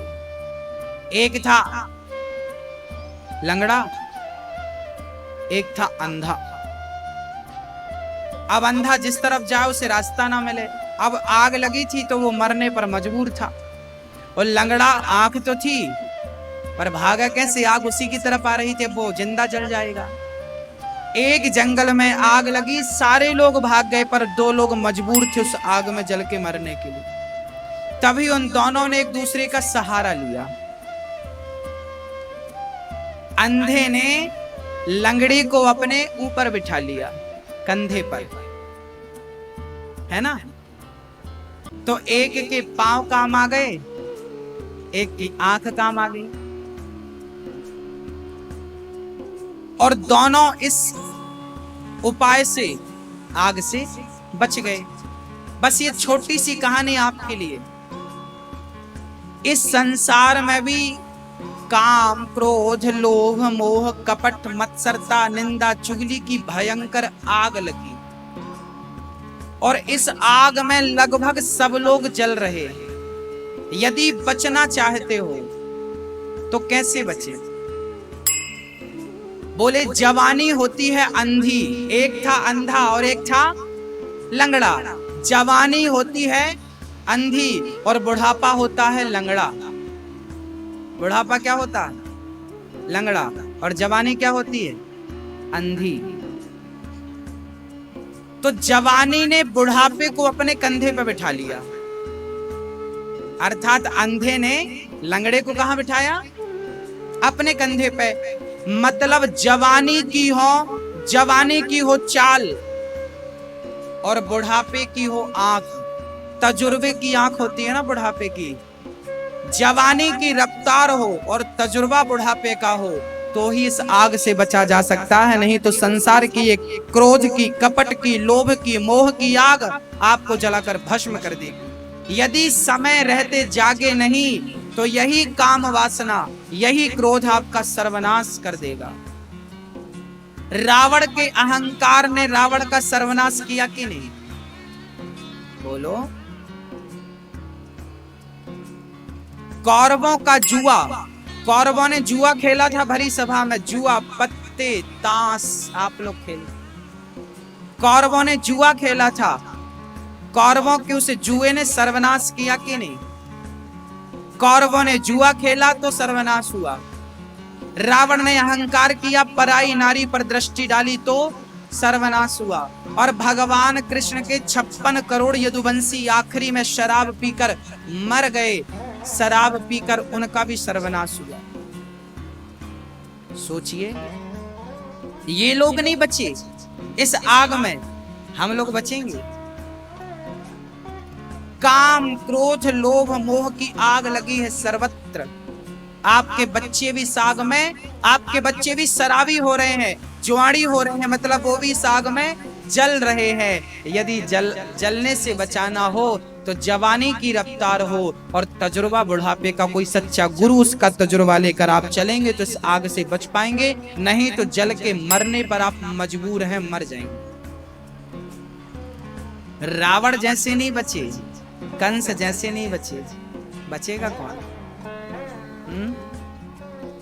भक्तों, नारद जी के चरण पकड़कर भक्ति ने कहा, महाराज मेरा दुख दूर कर दीजिए, मेरे बच्चे जवानी में बूढ़े हो गए। नारद जी ने गीता सुनाई, वेदांत सुनाया, ज्ञान वैराग्य की मूर्छा दूर तो हुई, पुनः दोनों मूर्छित होके गिर गए। भक्तों, आज धर्म को भी मूर्छा आ गई है, आज सत्य को भी मूर्छा आ गई है, आज बेटे के कारण, हाँ, आज बेटों के कारण माँ बाप को भी मूर्छा आ गई है। हाँ, आजकल बेटे ना माँ बाप को परेशान करते हैं, कहते हैं धर्म भी होगा, कर्म भी होगा, परंतु शर्म नहीं होगी। बात बात पे माता पिता को बेटा आंख दिखाएगा। रामचंद्र कह गए सिया से ऐसा कलयुग। बेटा क्या दिखाता है? आंख दिखाता। हमें आपकी बेटे आंख दिखाते हैं, जिनको आपने पाला, जिनका मलमूत्र धोया था, आज वही बड़े होके आपको आंख दिखाते। तुमने क्या किया हमारे लिए, ये तक बोलते हैं आजकल के बच्चे। मैया जी, कहीं आप लोग रास्ता भटक तो नहीं गई? कहीं आप लोग आज की चमक धमक देखकर अपने बच्चों को संस्कार देना आप लोग भूल तो नहीं गए? यदि भूल गए हैं तो आपका बेटा यही कहेगा कि तुमने हमारे लिए क्या किया है। यदि संस्कार दिए होते तो आपका बेटा ये प्रश्न कभी नहीं करता, तुमने क्या किया हमारे लिए। फिर वो बेटा श्रवण बन करके, राम बन करके अपने माँ बाप की आज्ञा का पालन करता, यदि संस्कार सही वक्त पर मिलते तो। अच्छा, हमने पेड़ लगाया, एक वृक्ष लगाया, और वृक्ष लगा के 1 महीने तक हमने उसमें पानी नहीं डाला तो क्या होगा? सूख जाएगा। फिर सूखने के बाद हम उस पर पानी रोज डालेंगे, सुबह शाम, क्या होगा? कोई अर्थ है? बोलो मेरी माँ। जैसे हरे भरे वृक्ष को आज आपने लगाया है तो पानी भी आज से ही आपको डालना पड़ेगा, नित्य डालना पड़े। ऐसे ही बच्चे जब माँ के पेट में आते हैं ना, तो ये समझना कि पौधा लग गया है, अब संस्कार का पानी डालना शुरू कर दीजिए। कब तक? जब तक बच्चे सेल्फ ना हो जाए। पेड़ बड़ा हो गया, ये देखिए पेड़ बड़ा हो गया, उसको पानी की जरूरत नहीं है। बच्चों को लड़कपन से संस्कार का जल का छिड़काव करते रहिए, संस्कार की खाद देते रहिए, संस्कार का जल देते रहिए, तब तक देते रहिए जब तक वो संस्कार की बातें ना करने लगे, जब तक वो औरों को, ये पेड़ पर आपने तब तक पानी डाला जब तक दूसरों को छाया नहीं देने लगा। जब दूसरों को छाया देने के लायक पेड़ बन जाता है, पानी डालना लोग छोड़ देते हैं। लोग समझ लेते हैं कि अभी ये अपना पेट भर लेगा पानी से, अभी ये जड़ों के माध्यम से पानी को जमीन से निकाल लेगा। जब आपका बेटा आपकी बातें, आपका दिया संस्कार जब दूसरों को कहने लगे, बेटा ये भाई ये गलत है, मेरी माँ ने मुझे ये संस्कार दिए हैं, तू रॉन्ग जा रहा, तू गलत है, बस समझ लेना कि आपका बेटा अब संस्कारी हो गया। और यदि समय पर संस्कार नहीं दिए तो जीवन भर रोना पड़ेगा आप लोग।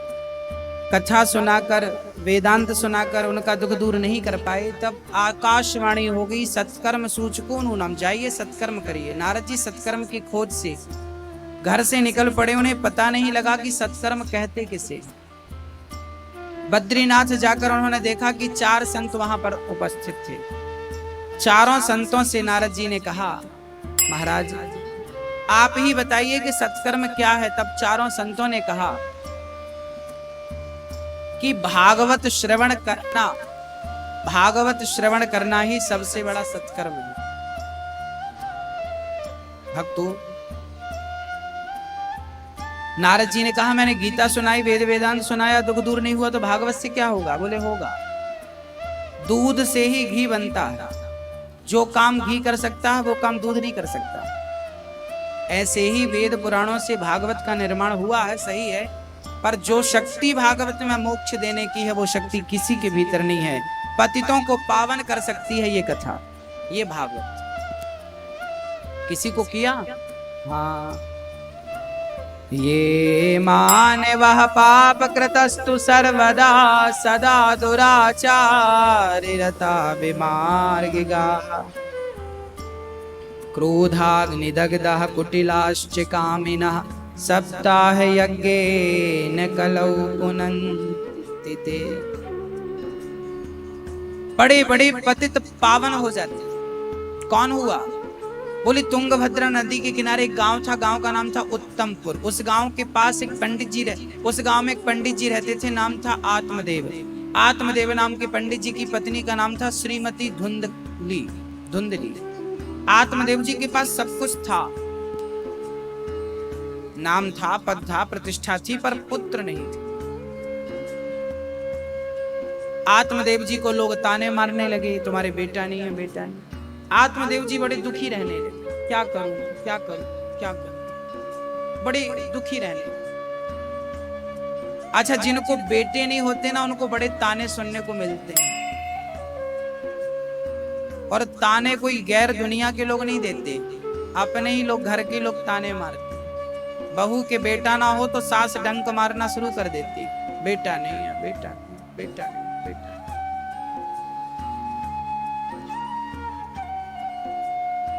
अच्छा ये बताओ, बेटे का करोगी क्या?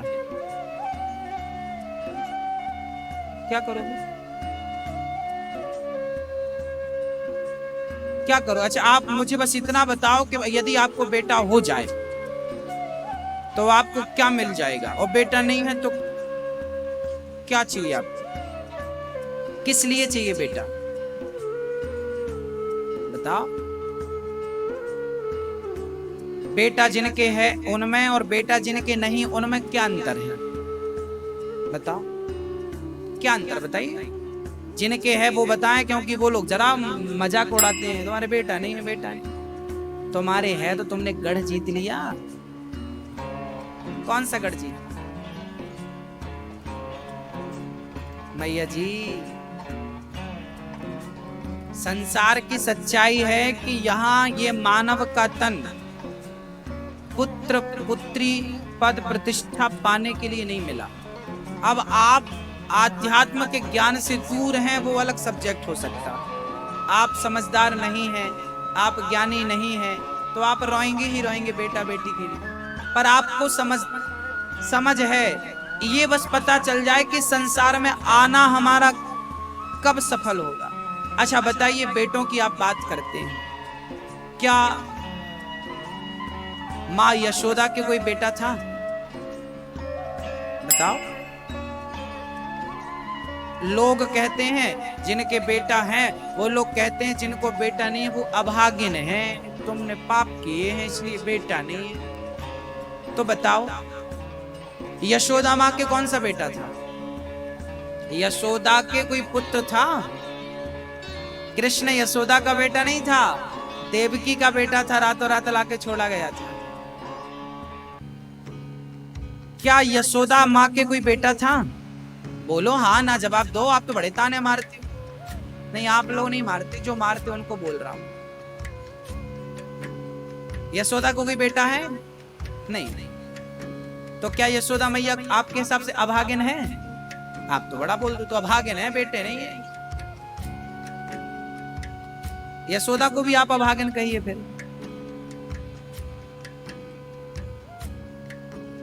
चलिए, झांसी की रानी को कोई बेटा है? था? नहीं था, पता नहीं आपको। पर झांसी की रानी का नाम उसके बेटे से नहीं जाना जाता। चलिए, मीराबाई को कोई बेटा था? मीराबाई के कोई बेटा था? आपने सुना कि मीरा को कोई बेटा था? नहीं। तो क्या मीरा भी आपके हिसाब से अभागिन थी? क्योंकि आप तो कहते जिसका बेटा नहीं वो अभागी होता। बेटा बेटी से भाग्य और अभाग्य नहीं होता। जिसने 10-10 बच्चे पाए वो कौन से भाग्यशाली है? जाएंगे तो नरक ही, कर्म अच्छे नहीं करेंगे। बेटा बेटी से भाग्यवान नहीं होता मेरी माँ। बेटे को पाने वाला भाग्यशाली नहीं, भगवान को पालेने वाला भाग्यशाली होता। माँ यशोदा सबसे बड़ी भाग्यशाली है क्योंकि उन्होंने कृष्ण को पाया। मीराबाई सबसे बड़ी भाग्यशाली है क्योंकि उन्होंने गोविंद को पाया, ईश्वर को पति के रूप में पाया। बेटा बेटी क्या चीज क्या है? आप लोगों को ज्ञान नहीं, सूझबूझ नहीं है, सही गलत की परख नहीं है। हाँ, आप तो तांबे को सोना कह सकते हैं, पीतल को सोना कह सकते हैं। आपको पता ही नहीं सोना क्या होता, आपको पता ही नहीं हीरा क्या होता। मेरी माँ, आप कभी मत कहा करो कि तू अभागिन। आप होती कौन हो किसी को अभागिन कहने वाली? ये अधिकार दिया किसने आपको? आप कभी नहीं कह सकते किसी को कि तू अभागिन है, तू अभागिन है। क्यों? हम क्यों कहें? परमात्मा ने आपने बनाया, आपने बताई। आप जैसे अभागिन कह रहे हैं, आपने उसे दिया क्या? जिसने उसे हाथ दिया, पांव दिया, मुंह दिया, जब उसने मर्जी से भेजा है अपनी, तो हम कौन होते हैं उसकी मर्जी में उंगली लगाने वाले? आप पाप मत लिया करो। बेटा बेटी जिनके हैं, नहीं है तो नहीं है, ठीक है। क्यों नहीं है बेटा बेटी? इसका भी कारण है। कहते हैं जिसके सिर पे कर्जा होता है ना, बैंक से बाप ने कर्जा लिया हो, बाप मर गया तो बैंक वसूलती किससे है? बेटे से वसूलती है कि नहीं? जिसके सिर पे कर्जा होता है, बैंक का नोटिस उसी के घर पे आता है। आपके घर पे कर्जा था, आपके सिर पे कर्जा था, तो बेटा आया उतारने के लिए। जिनके सिर पे भगवान का कोई ऋण नहीं था, उनके घर बेटा बेटी नहीं हुआ। बेटा तो ऋण उतारने के लिए होता है, सुना नहीं आपने? बेटा कर्जा उतारने के लिए होता है। जिनके कर्जे थे, तुमने भगवान से कुछ लेके खाया होगा, तो कर्जा उतारने बेटा आया। कोई किया होगा किसी जन्म में करा धरा, तो इस जन्म में कर्जा उतारने बेटा आ रहा है। जिसका कोई लेन देन नहीं था, वो आनंद से है, संसार का आनंद लेके भगवान के घर चले जाएंगे, उनका मोक्ष हो जाएगा, उनका उद्धार हो जाएगा। जिनके बेटे हैं उनके उद्धार में बाधा है, पर जिनके संतान नहीं है उनके उद्धार में कोई बाधा नहीं है। वो ऋण मुक्त है, उनका सीधा कल्याण हो। स्वामी विवेकानंद जी के कोई बेटा था? मीराबाई के कोई बेटा था? यशोदा के कोई बेटा था? नहीं था। ऐसे कितने नाम आपको गिना सकता हूं, पर ये बड़े अच्छे लोगों के नाम। आपको इनसे सीखना चाहिए। बेटा मिल जाए तो भी खुश रहो, नहीं मिला तो कोई बात नहीं। हमारे भैया यमुना प्रसाद तिवारी जी कथा के यजमान, इन दोनों ने अपने गोपाल को, अपने गोविंद को अपना पुत्र मान रखा है। बस। जगन्नाथ भगवान की प्रतिष्ठा किसने की थी पता है आपको? जगन्नाथ मंदिर उड़ीसा, जगन्नाथ भगवान की स्थापना करने वाले राजा रानी थे, उनका नाम था गुंडिचा। माँ का नाम था गुंडिचा और राजा का नाम था इंद्रद्युम्न। उनके भी कोई संतान नहीं थी। उनने जगन्नाथ भगवान को अपना बेटा माना था, सुभद्रा को अपनी बेटी मानी थी और बलभद्र को अपना बड़ा बेटा माना था। आज भी भगवान उनके नाम का, आज भी भगवान जब पितृपक्ष आता है ना, तो भगवान उनका श्राद्ध करते हैं। पंडा जी उनको स्पर्श करा के उनका श्राद्ध करते हैं आज भी। और साल में एक बार यात्रा निकलती है ना, तो भगवान चमा के घर जाते हैं। किसके घर जाते हैं? गुंडीचा माँ। तो यात्रा गुंडीचा माँ के घर जाती है। गुंडीचा मौसी माँ बोलते हैं उनको। इसलिए दुनिया के बेटे पाए हो तो बड़े होके लाठी मारेंगे, वो बेटे घर से निकाल देंगे। जगन्नाथ को अपना बेटा बना लोगे ना तो जीवन सफल हो जाएगा मेरे। इसलिए आप कभी किसी को ये मत कहा करो कि तू अभागिन है, तू पापी है, तू वैसा है। हमें क्या करना, जो जैसा है क्या करना, हम क्यों अपना मुंह खराब करें। और हम होते कौन है निर्णय करने वाले कि तू पापी और तू पुण्यात्मा। हमें तो नहीं पता कि आप पापी हैं कि पुण्यात्मा है। हमारे लिए तो आप भगवान हैं, सी या राम मैं सब जगह जाने। शास्त्र तुम्हें दृष्टि देते हैं कि तुम सबको भगवान के रूप में देखा करो, पर आप लोग निर्णय करने लग जाते तू पापी तो पुण्यात्मा। हम नहीं कर सकते, ये शक्ति हमारे भीतर नहीं है, आपके अंदर है, तो आप करते रहो, यही करो। आत्मदेव जी को संतान नहीं थी, पड़ोसी ने ताने मार दिए, तुम्हारे बेटा नहीं है इसलिए तुलसी सूख जाती है, गाय बछड़ा बछड़ी को जन्म नहीं देती। आत्मदेव जी घर से निकल गए। कहते हैं भर जाते हैं वो घाव जो बनते हैं गोली से, पर वो घाव नहीं भरते जो बनते हैं कड़वी बोली से। इसलिए मेरी माँ, मारना हो तलवार से मार लिया तो एक बार मर जाएगा। मैया हो गई आपकी मोबाइल देख लिया, क्या था मैसेज था किसका? हा?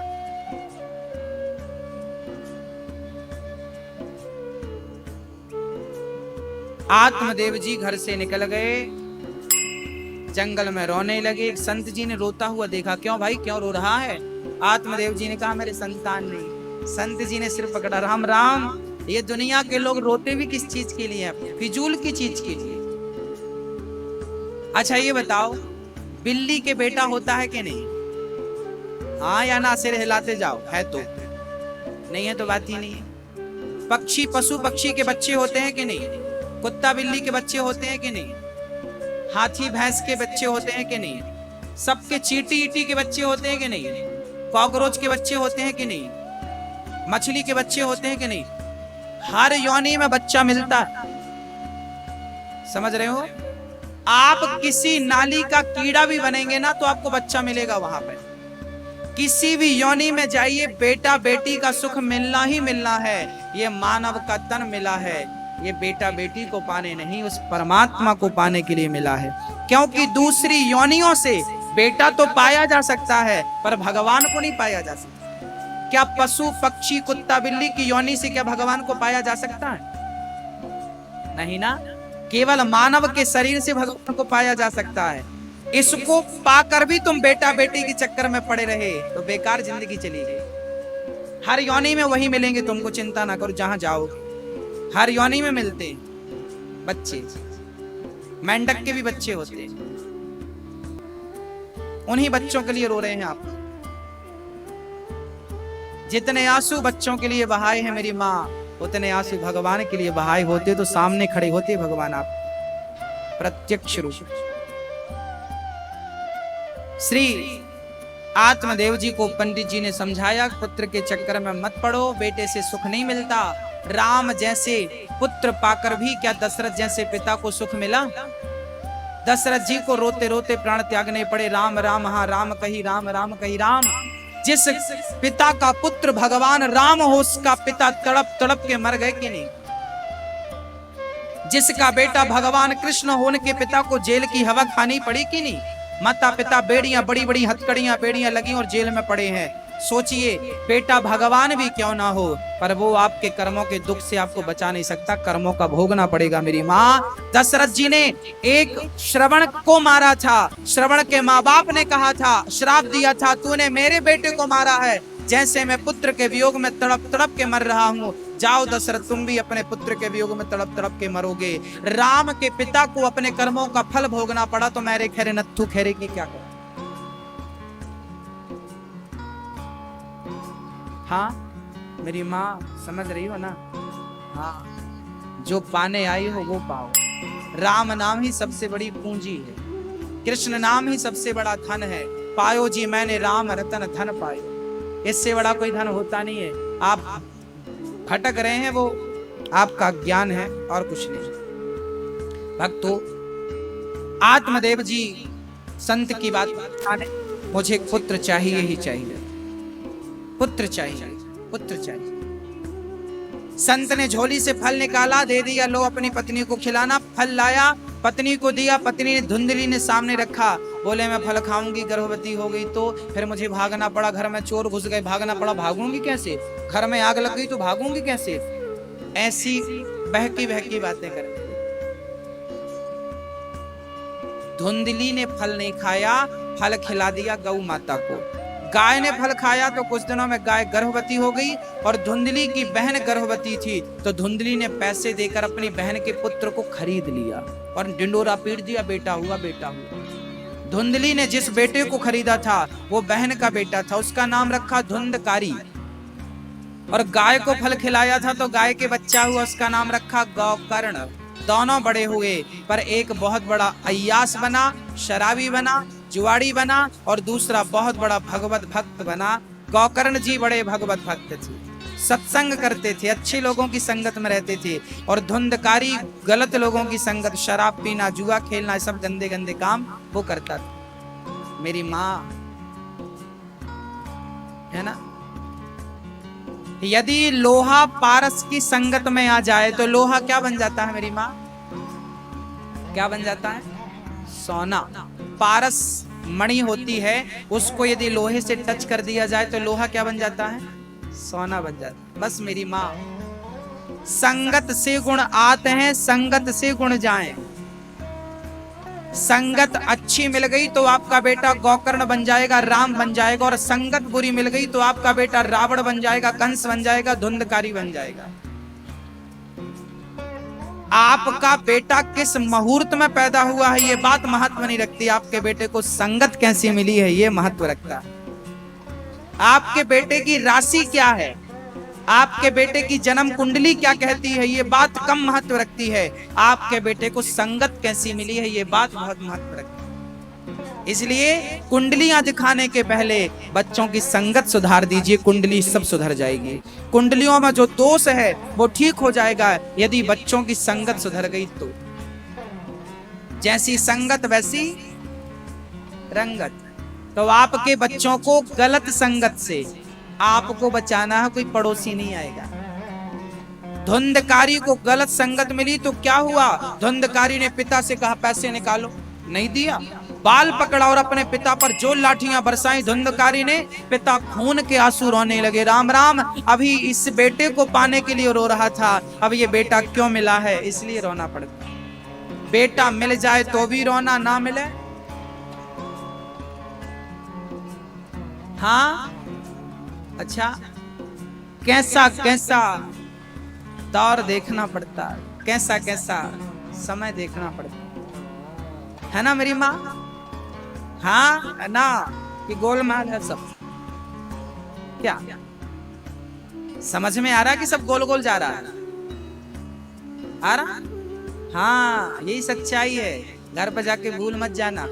YouTube पर कथा चल रही है, रिवीजन कर लेना, जो सुना या फिर से सुनना इसको रिवीजन, और घर पे जाकर के कथा का रिवीजन जरूर करना चाहिए। आज क्या सुना हमने, 2 लोग बैठ जाओ, इसलिए कथा जोड़े से सुनना चाहिए, पति पत्नी बच्चों के सहित, ताकि घर जाके बच्चे से पूछो तुमने क्या सुना, पत्नी से पूछो तुमने क्या सुना, पति से पूछो, आप सभी लोग अपनी अपनी बातें बताएंगे, ये सुना, वो रिवीजन हो जाएगा, भूली बिसरी बात याद आ जाएगी। हाँ सुनिएगा, सुनाइएगा, और अपने पड़ोसियों को पकड़ के लाइए, घटिया क्यों तोड़ रहे हैं आए कथा में। आप सभी लोग एक पुण्य का काम करिएगा, क्या करेंगे, एक अच्छा साधना चैनल पर चल रही है, आप अपने रिश्तेदारों को फोन लगाइए कि भाई घर यहाँ नहीं आ सकते तो टीवी पे देख लो, 3 बजे से 6 बजे तक रोज चलेगी, कल भी, परसों भी, नरसों भी, 7 दिन तक। और आप लोग अपने पड़ोसियों से बोलना कि बहन घर पर मत बैठो, चलो, पानी पीने से ज्यादा पिलाने में पुण्य है, भोजन करने से ज्यादा कराने में, ऐसी कथा सुनने से ज्यादा आपके माध्यम से कोई और कथा सुन लिया तो सोचिए कितना बड़ा फल मिलेगा। आपके कहने से कोई यहाँ आ गया और उसकी मति गति सुधर गई तो कितना बड़ा फल मिलेगा आपको। इसलिए संगत से जोड़िए, कुसंग से दुनिया जोड़ रही है लोगों को, आप सत्संग से जोड़ना शुरू कर दीजिए।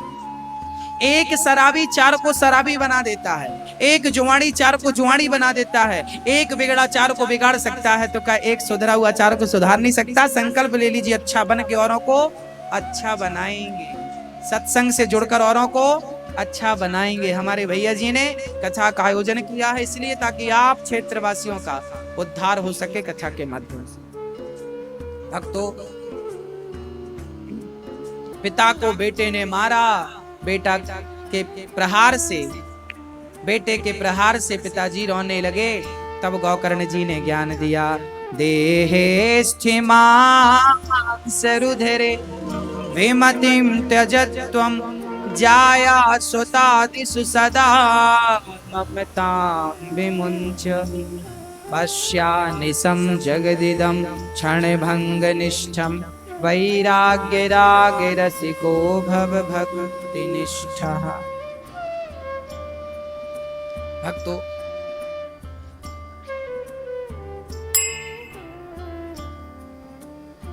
गोकर्ण जी ने कहा, पिताजी आप रो रहे हैं, ये मेरी पत्नी ने मुझे, मेरे बेटे ने मुझे धोखा दिया। अच्छा, आपको भी कभी कभी आपकी पत्नी, आपका पति, आपका परिवार आपको धोखा देता।